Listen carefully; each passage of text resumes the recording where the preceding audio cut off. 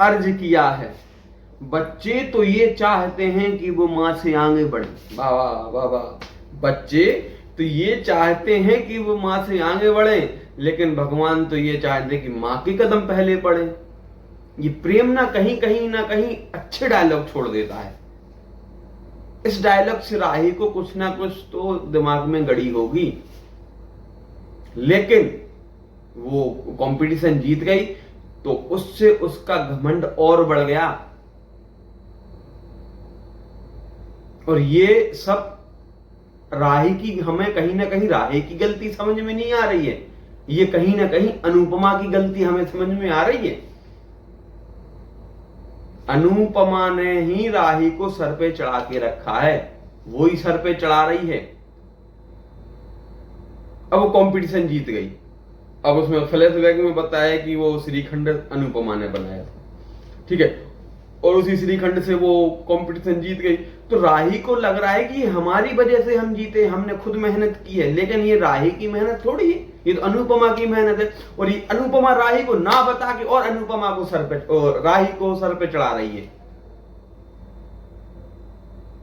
ये कहीं ना कहीं अनुपमा का मेन श्रेय जा रहा है। वो मां है, चलो ठीक है मां है, लेकिन उसको इतना भी तो सर पे ना चढ़ाए कि सारे परिवार वाले ही परेशान हो जाएं।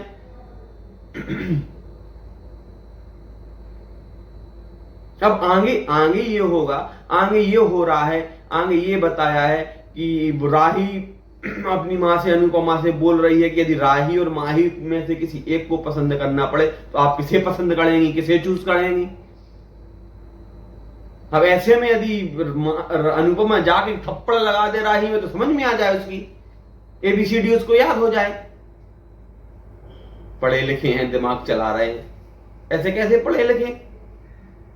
फिर तो साफ साफ ये नहीं दिख रहा है कि कोई उसकी हेल्प कर रहा है, उसको अच्छे से रख रहा है, और ये अपने धीमे धीमे हाके जा रही हैं। उसको लग रहा है कि सब हम ही कर रहे हैं और कोई कर ही नहीं रहा है।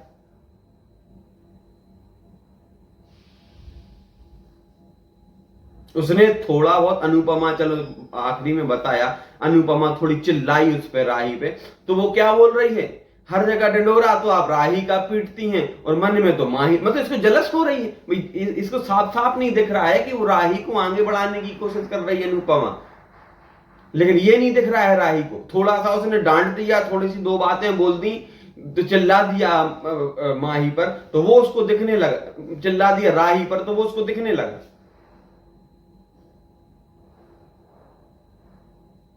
कहीं ना कहीं अनुपमा भी इसका श्रेय जाता है कि उसने राही को सर पे चढ़ा के रखा है, और जब हमें कोई सर पे चढ़ा लेगा तो हमारा तो एटीट्यूड आसमान पे हो गई। किसका नहीं होगा बताओ, आप लोग बताओ, किसका नहीं होगा एटीट्यूड आसमान पर हो गई। तो वो इसी ने, कभी भी किसी को सर पे मत चढ़ाओ। यदि ये तो चलो ठीक है, उसने बनाया ही नहीं, उससे उसको कंपटीशन उसको मिला ही नहीं, उससे उसको उसका टेंडर, ये मिला तो अनुपमा की वजह से। और यदि सच में किसी की मेहनत से उसको टेंडर मिलता तो भी उसको सर पे नहीं चढ़ाना था। अभी टेंडर मिला है, अभी खाना बन नहीं गया।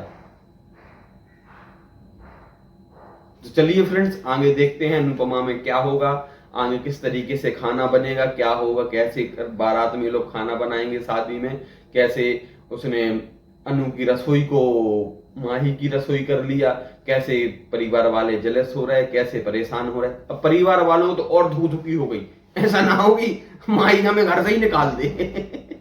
और वो निकालेगी, खराब लड़की है वो, एटीट्यूड वाली लड़की है, बहुत एटीट्यूड करती है वो। चलिए ठीक है फ्रेंड्स, तो मिलते हैं आपसे अगले वीडियो में, तब तक के लिए जय द्वारकाधीश।